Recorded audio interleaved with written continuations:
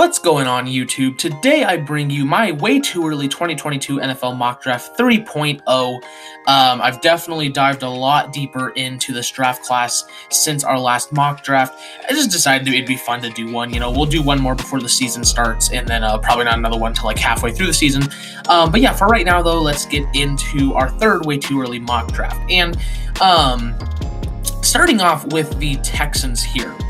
If you're picking number one overall, obviously Deshaun Watson did not play. The team is in such dismay. There's not a choice here besides quarterback. I understand, Kayvon Thibodeaux is a great pass rusher. I had them picking Kayvon Thibodeaux before here. But then really, I kind of got talked some sense into me to where, if you take a look at the Browns, for example, back-to-back number one picks in 2017 and 18, Myles Garrett has been fantastic for them. In my opinion, he's the best edge rusher in the NFL right now. But where did they ever go until they found their quarterback? Well, they didn't go anywhere until they found their quarterback. And so I think teams have learned that at this point. And for me, I'm going to be going with my number one quarterback in the class, which is actually Sam Howell. I know Spencer Rattler is the number one to a lot of people.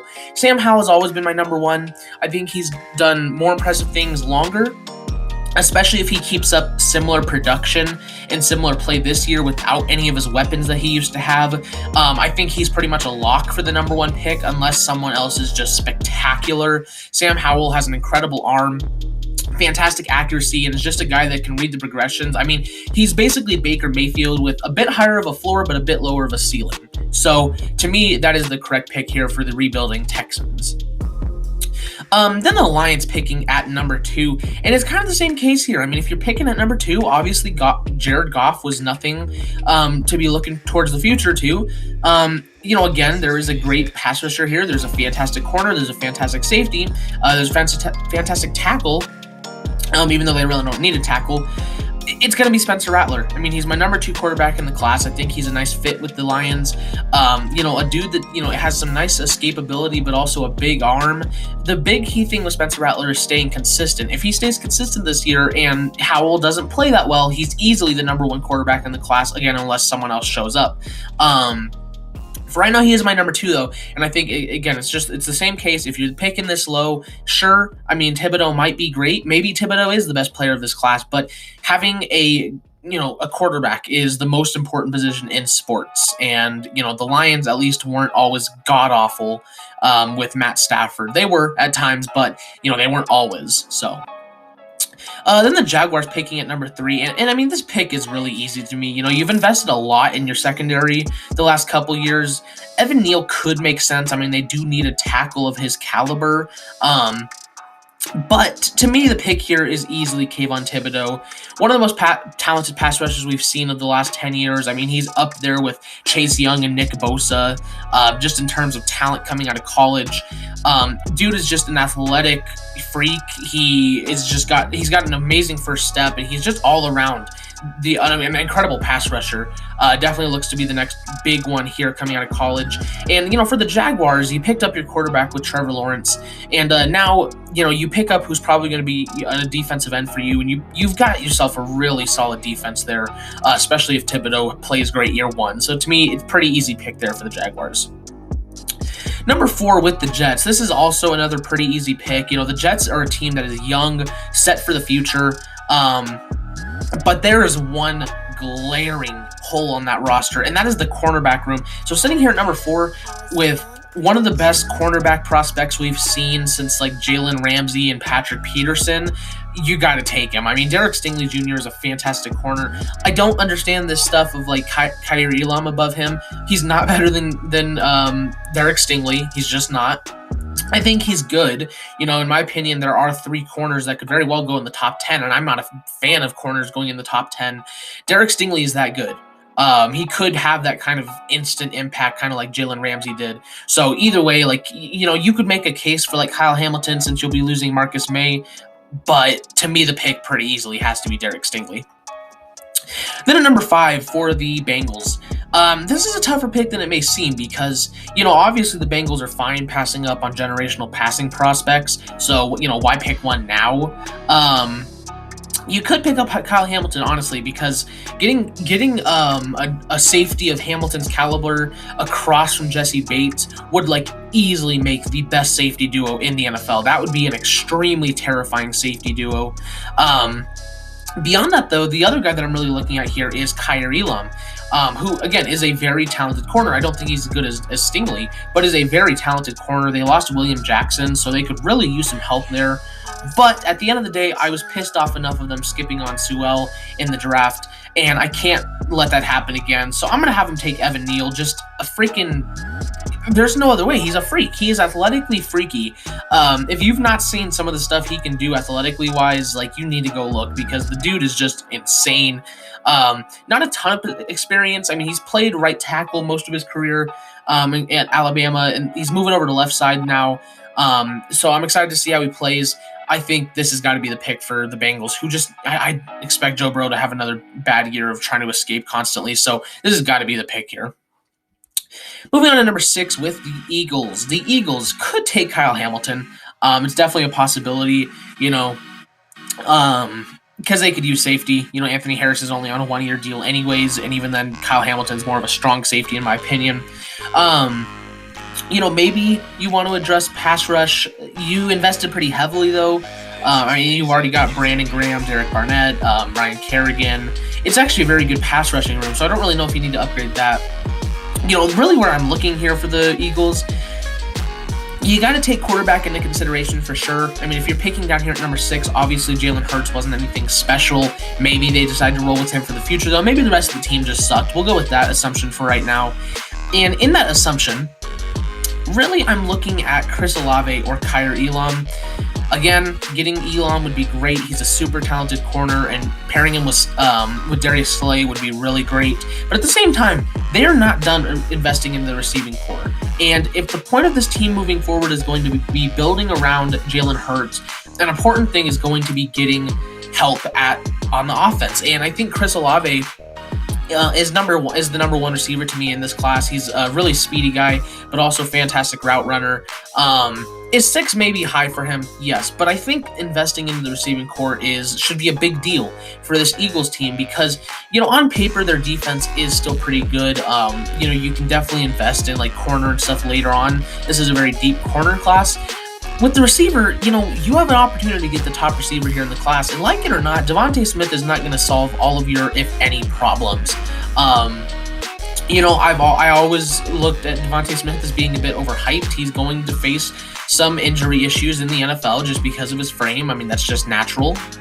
I think this receiving core is far from being finished, and adding Chris Olave would be a great step forward with helping that. Maybe a bit early for him, but again, your next pick isn't until 19. So, and I'm going to call this Colts pick an Eagles pick anyways, but you're not picking again until 19. Olave is probably not going to be there, so I guess grab him now. Giants at number 7. Giants, another team that could definitely take Kyle Hamilton, who's starting to fall now, because in my opinion, this is one of the best players in the class, if not the best player in the class. Christian Harris makes a lot of sense as well, an athletically freaky linebacker. Maybe you want to replace Dalvin Tomlinson, pick up DeMarvin Leal, who is also a freaky athletic dude, and fantastic. But to me, the pick here, if you're picking down here at number 7 with that kind of a roster, obviously Daniel Jones has failed you. With the Eagles case, like the roster, there's enough excuses in my opinion to where if they want to stick with Hurts, they can. With the Giants, if you're picking in the top 10, Daniel Jones just ain't it. Even if this is the Bears pick, you're still picking in the top 10 down here with your other pick. So to me, the pick pretty easily is going to be Malik Willis, my number 3 quarterback in the class. Dude's basically like a mini Michael Vick. Super strong arm, a fantastic pocket escapability, just dead misses on passes sometimes. But overall, Malik Willis is a fantastic quarterback. It's great to, get him right before the Falcons picking. Malik Willis, great fit here. He's a guy that will actually throw it out deep for guys like Golladay and Tony and stuff, which is what the Giants could need, and Daniel Jones is just too afraid to do. So overall, I really like this pick here by the Giants. Number 8 with the Falcons. I would have really had them take Malik Willis if he had fallen to them. Obviously, if you're picking at 8, again, Matt Ryan's just not the answer for the future, obviously, and you're obviously not, winning right now if you're picking at 8. So in that case, I think right now you would want to go for a quarterback. In my opinion, though, it's just way too early to go with like a Ritter, Strong, or Slovis. So for right now, the Falcons here at 8. Another team that could definitely go with Kyle Hamilton, but I like the idea of DeMarvin Leal on this team way too much. I can't pass that up. DeMarvin Leal is an athletic freak that is really versatile across the entire line. You can play him at that defensive tackle number 2, play him at either defensive end. Either way, he'll start wherever you put him. I think he's a fantastic fit on this defense. And it's one of my favorite picks of the draft, just having DeMarvin Leal to the Falcons. So I think this is a great pick here by the Falcons. Panthers at number 9. The quarterback is tempting here because obviously, again, Sam Darnold just wasn't it if you're picking here at number 9. But once again, I feel like it's a bit early for Ritter, Strong, or Slovis. Maybe you want to pick up a guy because this is a pretty deep quarterback class. Maybe you want to pick up a guy second round. For right now, the idea of putting Kyle Hamilton, again, on this defense is extremely scary. You have that duo of Jeremy Chinn and Kyle Hamilton now, with an already pretty good pass rush with Derek Brown and Brian Burns. That's a pretty good defense.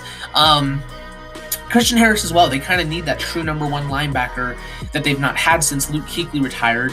And that I think that Christian Harris could definitely bring that presence for them. Maybe you want to get an upgraded receiver. They picked up Terrace Marshall, but I don't think he's the best slot guy in the world. Overall, there's a lot of different directions you can take with this pick, but at the end of the day, I really want to go with Kyle Hamilton because he is starting to fall a bit. But Christian Harris on this team just sounds so enticing. I just think he could be that. I don't think he'll be Luke Kuechly or anything close to it, but I think he could be kind of that replacement again as that number 1 linebacker. Just super athletic dude. He's bad in pass coverage, but that is something that is fixable. I think he will patch that up this year. So Christian Harris there, number 9 to the Panthers. I like it. I think it makes sense, honestly. Then the Giants again here at number 10, and after picking up your quarterback of the future, there's a few different directions you can take it, but when you really look at it, your only 2 options here are probably really going to be, a pass rusher or Kyle Hamilton. I mean, maybe you want to address the offensive line. It does need a lot of help, but, Malik Willis is a pretty good guy at escaping the pocket. It's just he's already dropped far enough. Kyle Hamilton, why not get him on that defense? Like now that defense is just, oh my God. Leonard Williams, and then that secondary, like you already have James Bradbury. It's already a pretty good defense. I think it's a little overblown as to how good it is, but you add Kyle Hamilton back there, who's probably going to play across from Xavier McKinney for the future. It's scary. It's really scary to think about. And I think it's great value here as well. Him dropping to 10. You pick up 2 fantastic players. I mean, Dave Gettleman probably saves his job right here. So yeah, Kyle Hamilton, fantastic safety. Broncos at 11. If you're the Broncos here, there's some places you can take it. Like if you want, you can address like a pass rusher to get someone to replace Von Miller. Maybe you want to get a linebacker, although there's not really anyone I'd take this high. Maybe you want to address like the right tackle position. There's a few different places to go, but really, if you're picking here at 11, if you're the Broncos, obviously Drew Lock and Teddy Bridgewater, neither one was the answer. The pick has to be a quarterback here if you're picking at 11 if you're Denver. And for me, I feel like the guy that pretty much perfectly fits that Denver mold of a quarterback is Kedon Slovis. He is my 4 in the class, but 11 is pretty rich for Slovis for sure. But the big thing with Slovis is consistency. I mean, because if you take away the fact that he's inconsistent, he's a dude that has a fantastic arm. He can be pretty accurate at times. He actually does make his progressions well.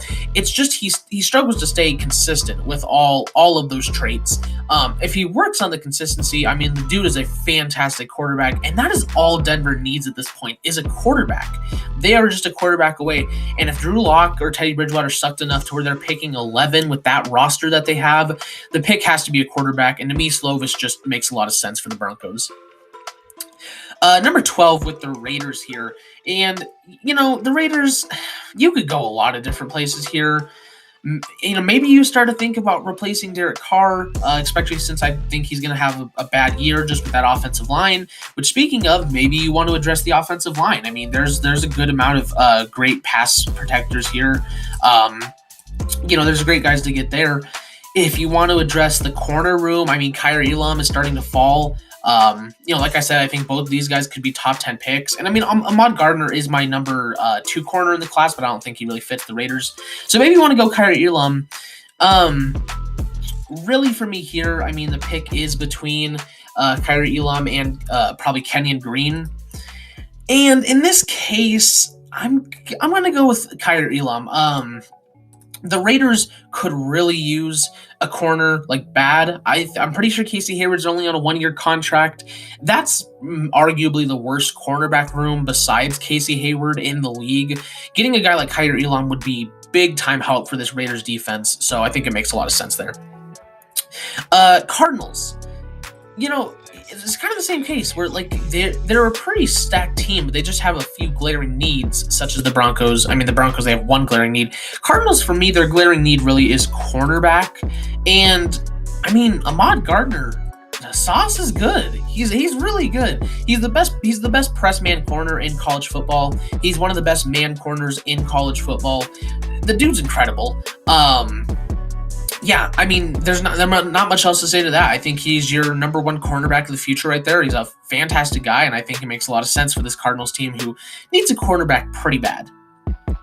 Washington at 14. Once again, if you're picking at 14 with this kind of a roster, in my opinion, if you took away the quarterback position, Washington has the best roster in the NFL.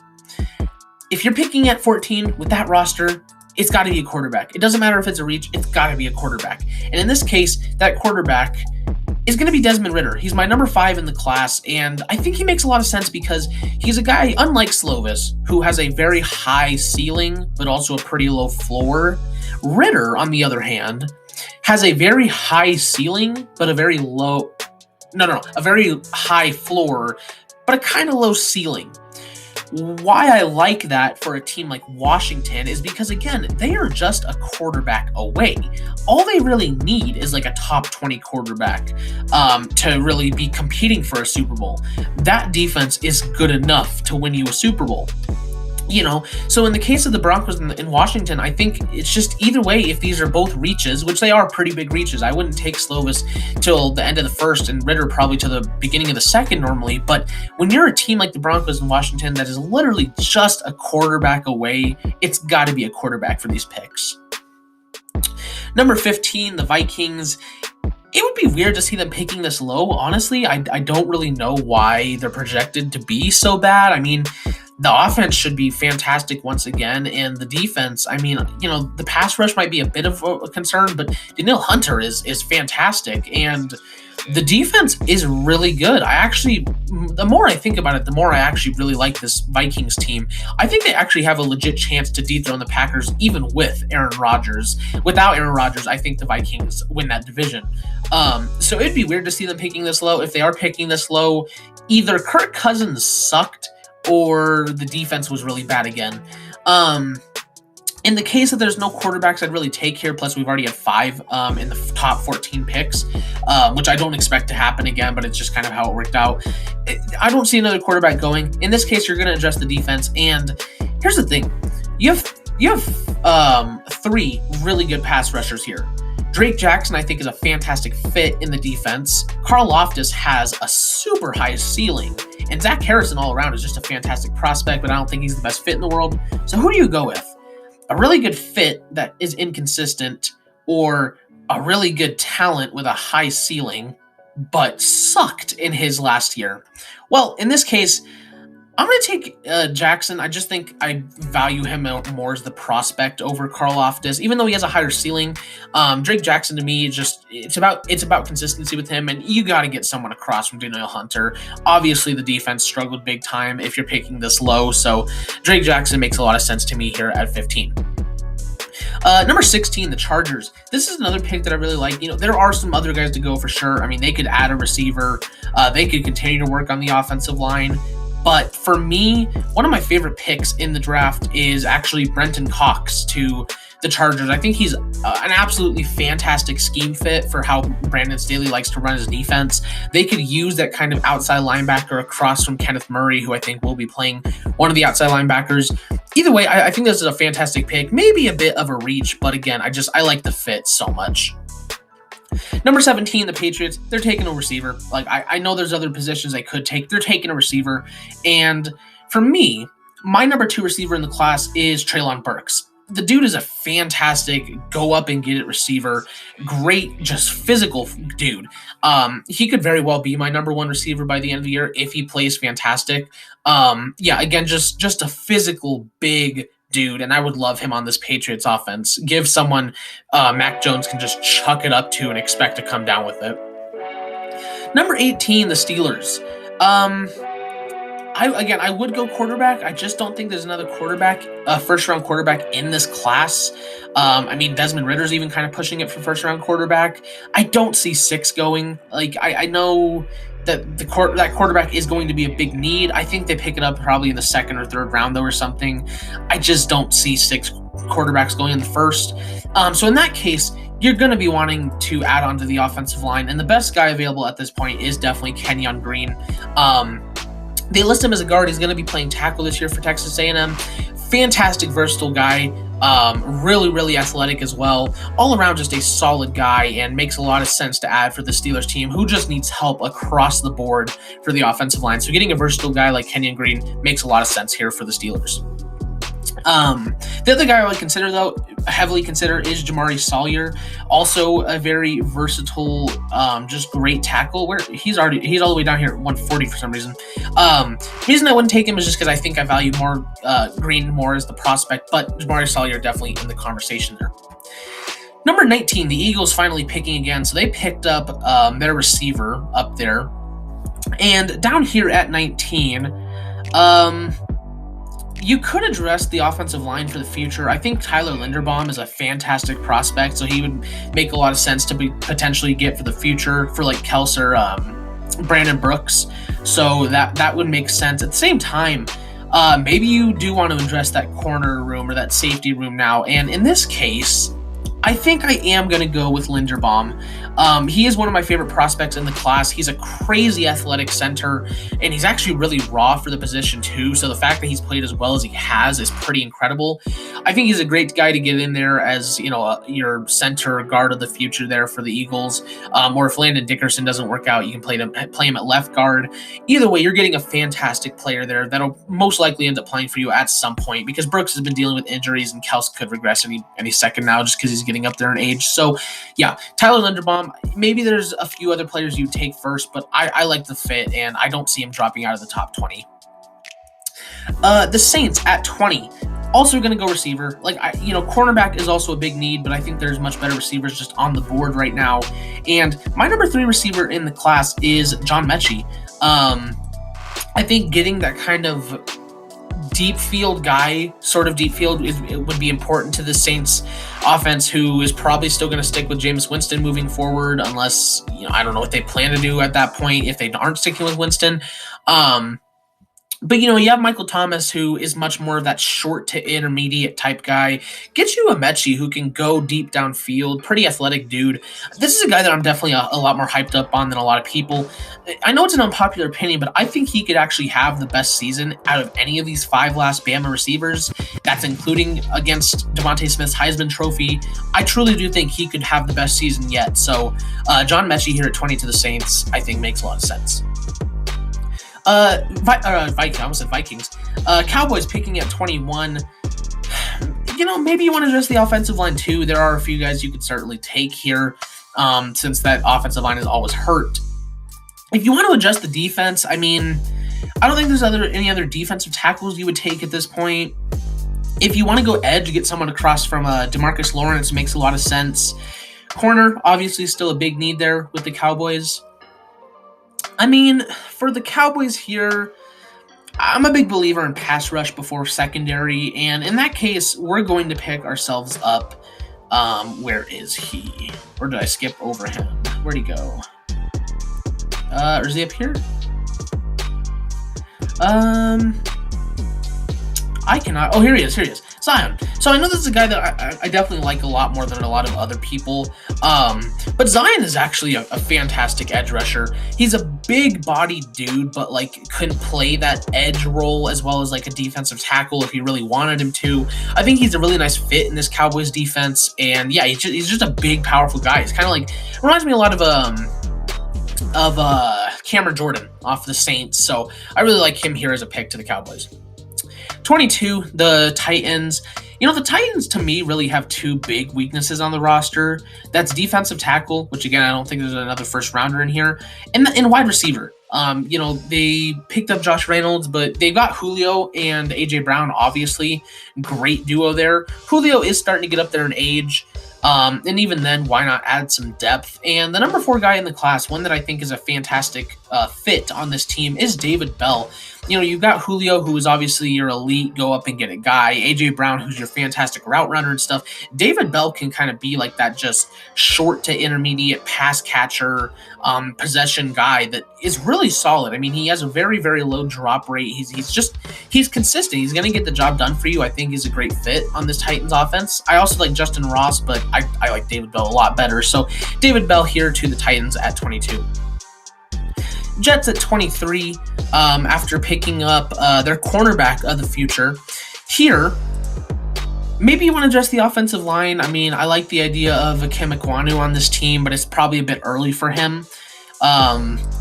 Maybe you get a running back here. I mean, you have Michael Carter, but like getting a guy like Breece Hall or Isaiah Spiller would be great, and there's always a running back in the first round for some reason. Maybe you want to address wide receiver too. I mean, you know, your top receiver is Corey Davis, who had one good year, but we don't know what we're going to get from him. Beyond that, you've got Jamison Crowder. You picked up Elijah Moore, which was a heck of a steal, but even then your receiving room is still weak. Yeah, I think I like this pick. I'm going to go with Garrett Wilson here. Great route runner, kind of waiting for him to break out, but I do think he would be a really nice fit in this Jets offense. Get yourself a receiver. You know, you got yourself a corner, get yourself a receiver. Colts picking here at 24. I'm really considering Carson Strong because I'm not a big believer in Carson Wentz. That's definitely a strong consideration for me there. Receiver, also a strong consideration. I mean, they've just not really got that number 1 guy, and there's a couple guys here that could be that number 1, mainly Ross and London. On the defense, I mean, you address the defensive line a lot. They don't really value corner all that much, so I don't really see them taking that first round. They could pick up a safety. They let go of Malik Hooker. I mean, I don't even know who they have there now. But I don't really know if either of these guys are a fit. So, I mean, really, yeah, I'm going to go receiver. I mean, I feel like they probably are going to try to hold on to Carson Wentz at least one more year just because of Frank Reich. Try to let him go. Try to get Carson Wentz going. That's what I'm trying to say. So for right now, you're probably going to be looking for a true number 1 receiver, and a guy that has that true number 1 receiver potential is Justin Ross. Now, the injury is a bit concerning. You know, he had the back surgery, but if he recovers, I mean, Justin Ross is pretty much a copy and paste of T. Higgins, and if you can get yourself a T. Higgins, that would be fantastic for this Colts offense. So Justin Ross is going to be the pick here. 25, the Dolphins. This is the pick I would normally like to showcase a running back, but I just really, you know, like last year, I don't think any running back should have gone the first round, but I could at least understand why Etienne and Harris went in the first round. This year, I really don't think there's a running back you can even make an argument for being in the first round. So for me, I think it's got to be an offensive lineman. You know, this offensive line needs a lot of help, and like I talked about earlier, there is a super versatile, big, powerful guy here that I really like on this Dolphins team, and that's Jamari Salyer. You picked up Liam Eichenberg, who I'm a big fan of. I think that he's their right tackle of the future. Pick up Salyer, and you can start him at left tackle if Austin Jackson doesn't work out. If Austin Jackson does work out, you start Salyer at guard. You got yourself a pretty good offensive line going there. I would really like Linderbaum here if he fell, but I do like Jamari Salyer here to the Dolphins. I just don't want to give him a running back. Browns at 26. Browns, there's 2 picks for me. It's wide receiver or defensive tackle. I don't know if Haskell Garrett's going to go in the first round. Kind of been feeling less confident about that. Maybe you want to take an edge, you know, to get a guy to replace Jadeveon Clowney for the future. Zach Harrison is really falling here. You know, so maybe we go with Zach Harrison. But Drake London sounds really enticing. So does Romeo Dubes, George Pickens as well, Jahan Dotson. But I really do think Zach Harrison could be. Yeah, we're gonna go with Zach Harrison. Zach Harrison, fell a lot in the draft here. He's always a guy that falls for some reason for me, but he is a fantastic pass rusher. He's had a few things, like he's not really played full seasons and stuff at Ohio State. Neither is really Haskell Garrett, but I think Zach Harrison makes a great pass rusher here. I think he's a decent fit at the very least, and getting someone across from Clowney for the future, especially a guy of Harrison's caliber, could be pretty good for that team. Bills at 27. Maybe this is the pick where you showcase a running back. I mean, Singletary, I just don't think is the guy. I like Zach Moss, but how long is it going to take to get him going? Maybe you address guard because they've not really got a left guard, and I do like Ekwonu here. On the defensive side, I don't think there's a first-round guy here. They addressed edge a big time in the draft last year. They could go linebacker, I suppose. I mean, you've got Tremaine Edmonds and not really anyone else in that linebacker. Well, Matt Milano and who's the guy? AJ Klein, obviously. But, maybe you want to get someone there. Cornerback also does not have the best depth on that team. And actually, now that I think about it, cornerback. Because I think if there's a team that's going to pick a running back in the first round, it's probably going to be the Bills just because their team is so good. They really do need to get a run game going besides Josh Allen. So in that case, I'm going to go with Isaiah Spiller. He's just a really good chain runner. In my opinion, he's the number one in the class. Breece Hall is really challenging that right now, but I think Isaiah Spiller is the best one in the class right now. Just important to get that chain runner, that guy you can depend on besides Josh Allen to gain you yards.